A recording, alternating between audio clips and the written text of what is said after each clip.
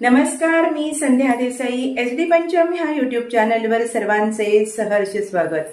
दीपमाळ, आकाश दिवे आणि दिव्यांच्या रोषणाईने मांगल्य, समृद्धी आणि आनंदी जीवनाच्या उत्साहाचा सोहळा म्हणजे दिवाळी. वसुबारस झाल्यानंतर दुसऱ्या दिवशी अश्विन कृष्ण त्रयोदशी पासून चालू होणारा हा दिवाळीचा सण धनत्रयोदशी आपण साजरी करतो, परंतु या पूजेला एवढे महत्व का आहे, का केली जाते ही धनत्रयोदशीची पूजा?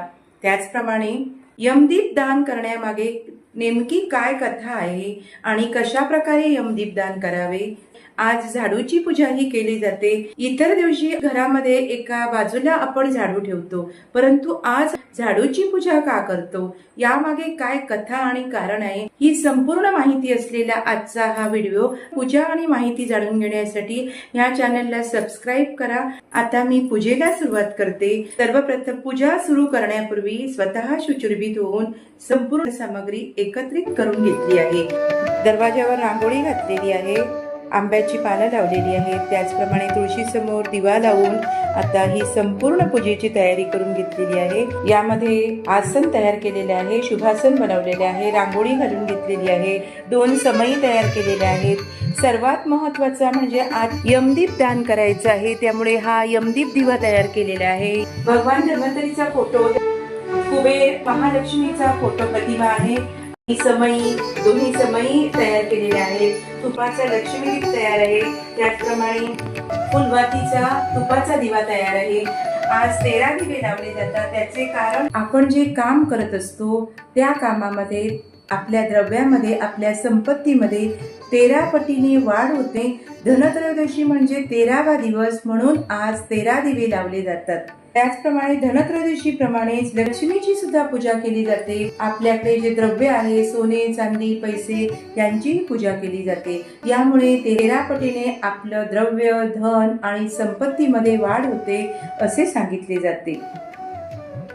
तर हे 13 दिवे तयार आहेत. त्याचप्रमाणे धान्याच्या राशी तयार केलेल्या आहेत. आज झाडूची पूजा करायची आहे, त्याप्रमाणे झाडू आहे, फुलं, देवी देवतांची वस्त्र तयार आहेत, हळदी कुंकू, कलशसाठी तयारी केलेली आहे, नारळ, फळं.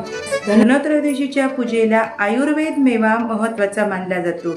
कडुलिंब, कढीपत्ता, तुळशीची पाने, हळकुंड, मिरी, लवंग, धणे, गूळ आणि महत्वाचे म्हणजे या 2 लवंगा महालक्ष्मी पूजनामध्ये त्या समर्पित करायच्या असतात. धनत्रयोदशीला या कडुलिंब, कढीपत्ता, तुळशीची पाने, हळकुंड आणि हे संपूर्ण मिरी, लवंग मसाल्याचे पदार्थ असतात. या मसाल्याच्या पदार्थांचे पूजन करायचे असते. कारण हे आहे की भगवान धन्वंतरी हे आयुर्वेदाचे जनक आहेत. त्यामुळेच असे म्हटले जाते की भगवान धन्वंतरीच्या पूजेने शरीराचे रोग व्याधी दूर होतात, स्वास्थ्य उत्तम राहते आणि आपल्या जीवनामध्ये धर्म, काम, मोक्ष आणि कामना या सर्वांकरिता निरोगी आयुष्य या पूजेने म्हणजे मेवारूपी हा जो प्रसाद आहे, हा प्रसाद म्हणजेच आपल्या उत्तम आरोग्यासाठी हे अतिशय उत्तम औषधी रूपी मेवा आहे. धणे म्हणजे कोथिंबीर आणि गूळ हा महत्त्वाचा नैवेद्य मानला जातो. त्याचप्रमाणे महालक्ष्मीच्या पूजेसाठी ड्रायफ्रूट, स्वीट, गुळ खोबरे प्रसाद तयार आहे. हा नारळ, सुपारी, हळदी कुंकू, अष्टगंध, सुवासिक अत्तर आणि महत्त्वाचे म्हणजे धनत्रयोदशीला धान्य राशीला महत्त्व आहे. त्यामुळे ही वेगवेगळी 5 धान्य राशी बनवून घेतलेल्या आहेत. अशा प्रकारे संपूर्ण ही तयारी करून घेतलेली आहे. धनत्रयोदशीची पूजा करण्यामागे एक मनोवेधक अशी कथा आहे.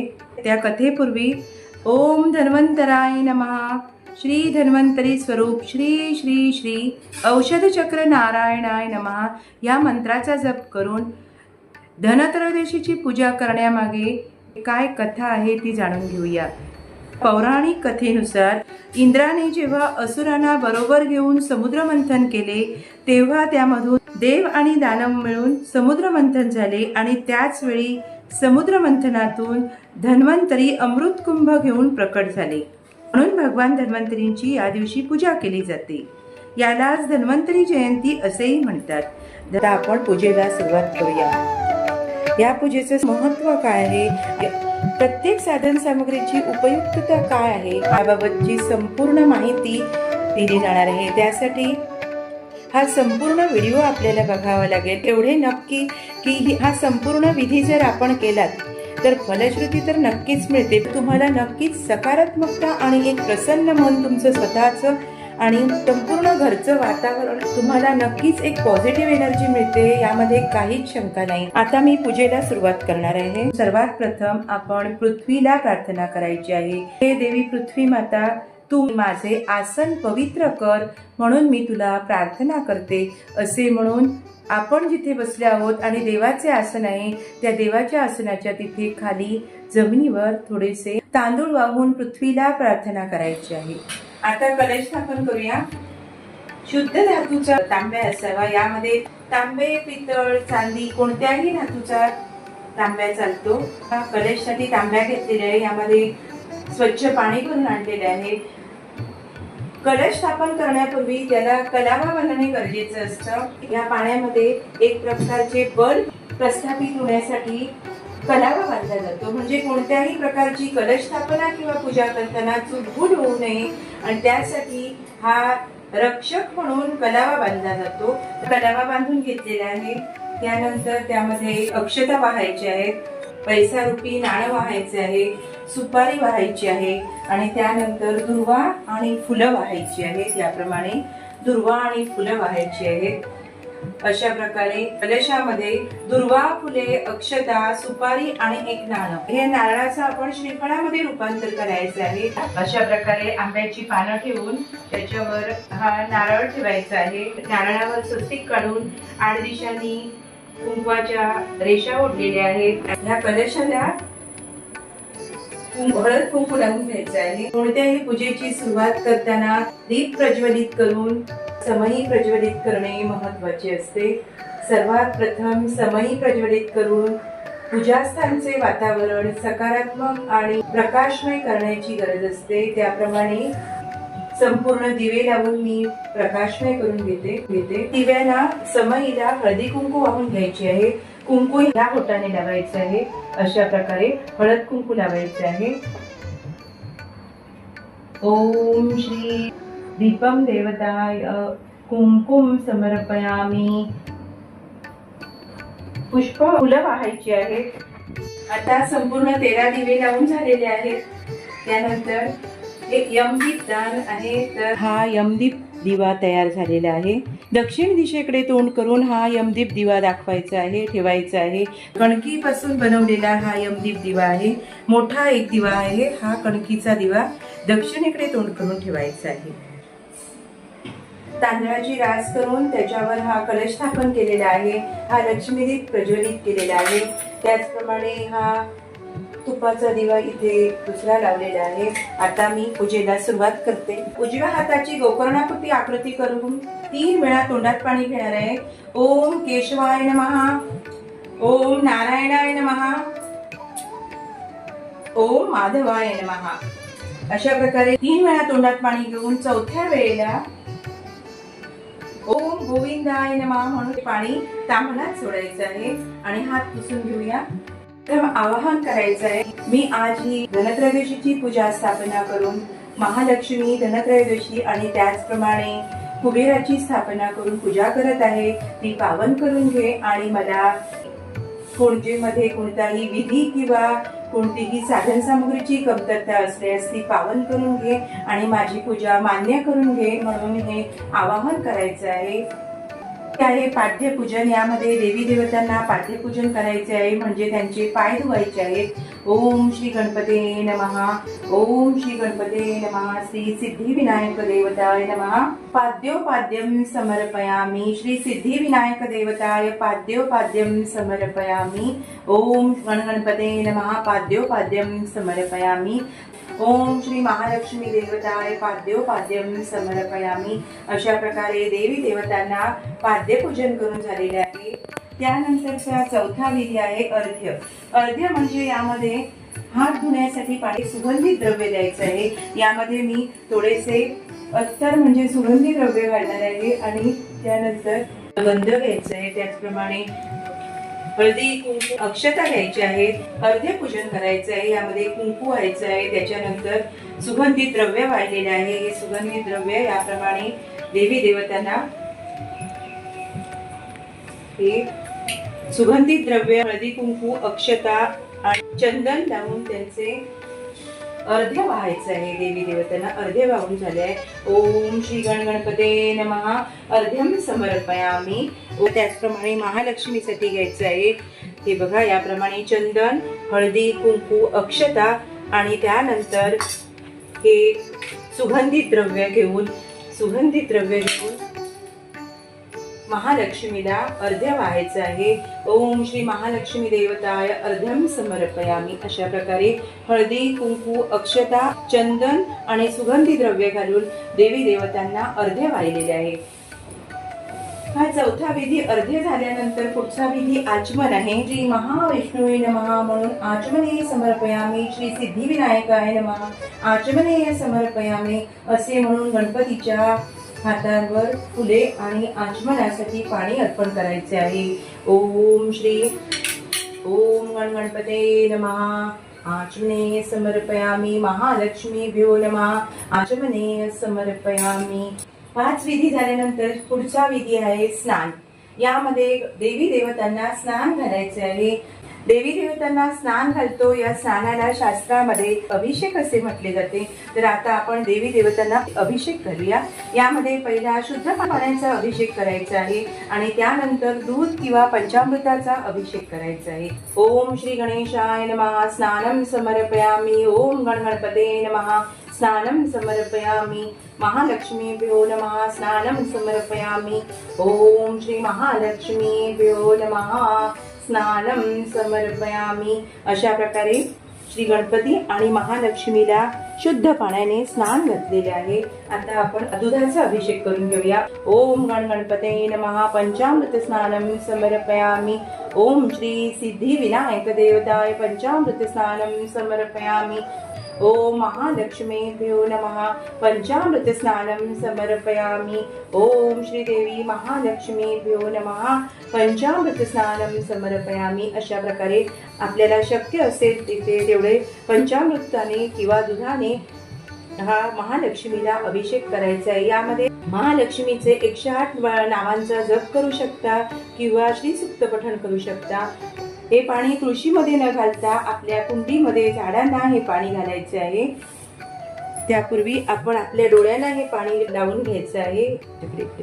अशा प्रकारे आपल्या डोळ्यांना लावून घ्यायचं आहे. तर आता आपण हे पाणी झाडांना घालून घेऊया.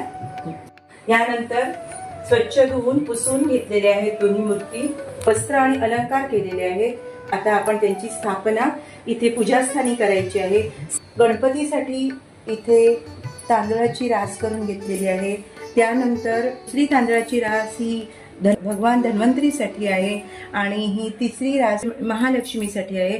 आपण आता इथे या तिन्ही ठिकाणी विडा पाने ठेवून म्हणजे तांबूलपत्र ठेवून स्थापना करायची आहे. आजच्या दिवशी धान्याची पूजा करायची आहे आणि धान्याच्या पूजेमध्ये सर्वात महत्वाची असते ती म्हणजे अन्नपूर्णा देवी.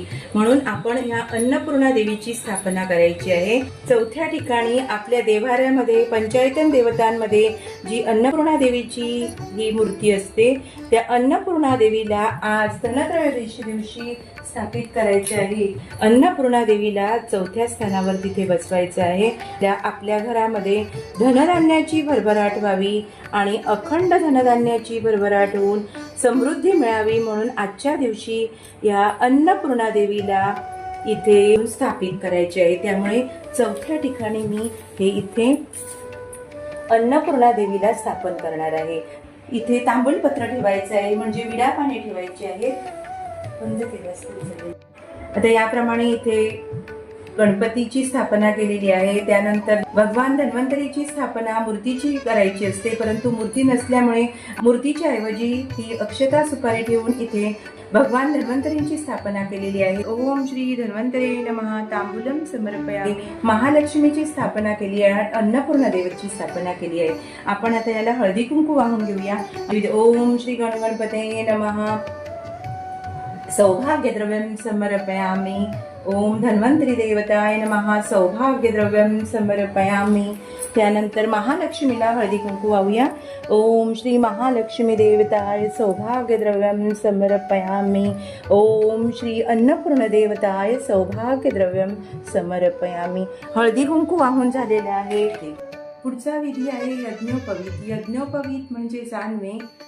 जानवे हा उपवस्त्र विधीमध्ये समावेश होतो. ओम श्री सिद्धिविनायकाय नमः यज्ञोपवीतम समर्पयामी. ओम श्री धन्वंतरे नमः वस्त्रम समर्पयामी. फोटोला या अक्षता रूपी वस्त्र म्हणून मी अक्षता समर्पित करत आहे. आपल्याकडे कोणत्याही विधीमधील जर साधन सामग्री अपुरी असेल तर त्यामध्ये कोणत्याही प्रकारची शंका किंवा कमतरता मानू नका. आपल्या धर्मशास्त्रामध्ये कोणत्याही विधीमध्ये एखादी साधन सामग्री कमी असेल तर अशा वेळी त्यामध्ये अक्षता घेऊन त्या विधीची साधन सामग्री म्हणून त्या अक्षता समर्पित केल्या म्हणजे त्या विधीची साधन सामग्री अर्पण केल्याचे पुण्य मिळते. त्यानंतर पुष्प दीप धूप दाखवायचे. ओम श्री सिद्धिविनायक देवताय धूपम समर्पयामी. ओम श्री धन्वंतरी देवताय धूपम समर्पयामी. ओम श्री देवी महालक्ष्मी भो नमः धूपम समर्पयामी असे म्हणून हा धूप ओवाळायचा आहे. त्यानंतर दीप. ओम श्री गणपते नमः दीपम समर्पयामी. ओम श्री धन्वंतरे नमः दीपम समर्पयामी. ओम श्री महालक्ष्मी देवता दीपम देवताय समर्पयामी. अशा प्रकारे दीप अर्पण करायचा आहे. दीप ओवाळायचा आहे. नैवेद्य अर्पण करायचे आहे. तर त्याप्रमाणे आपण नैवेद्य अर्पण करूया. सर्वात प्रथम चौकोनी मंडल करून घ्यायचे आहे. यावर चौकोनी मंडल करून आपण नैवेद्य दाखवायचे आहे. चौकोनी मंडल करून हा नैवेद्य अर्पण करायचा आहे. ओम श्री सिद्धिविनायक देवता महालक्ष्मी महानैवेद्यानं समर्पया. याप्रमाणे नैवेद्य दाखवताना स्वाहाकार करायचे आहेत.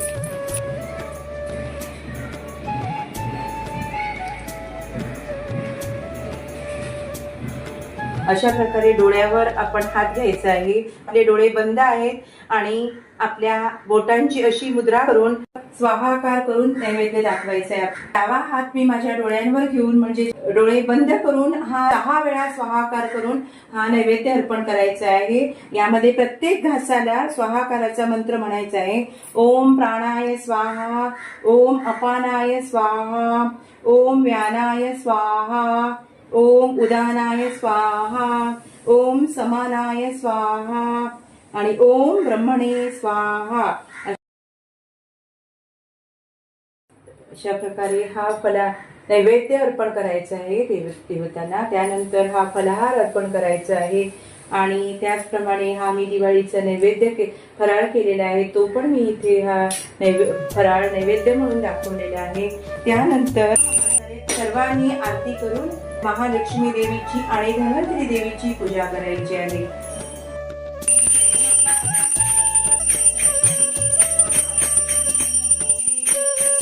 पूजेमध्ये सुरुवातीला आणि पूजेच्या शेवटी नमस्कार करणे आवश्यक असते.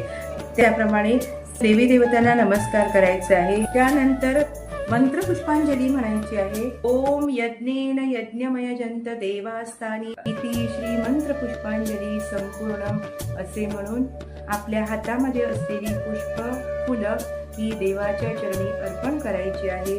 आपल्या स्वतःभोवती प्रदक्षिणा करून पुन्हा एकदा देवी देवतांना नमस्कार करून मी आजची ही धनत्रयोदशीची पूजा इथे पूर्ण करत आहे. तर अशा प्रकारे यथामती यथाशक्ती साधन सामग्रीची उपलब्धता आणि माझ्या बुद्धीप्रमाणे मी ही पूजा केलेली आहे. आपल्याला माझी धनत्रयोदशीची पूजा कशी वाटली आणि त्याचप्रमाणे याबाबतची माहिती कशी वाटली ही तुम्ही स्वतः पूजा करून मला कमेंट्सद्वारे नक्की कळवा. तोपर्यंत नमस्कार. प्रसन्न घर आणि आनंदी मन हेच करेन. शुभम भवतु. तुम्हाला आणि तुमच्या संपूर्ण कुटुंबियांना दिवाळीच्या खूप खूप शुभेच्छा.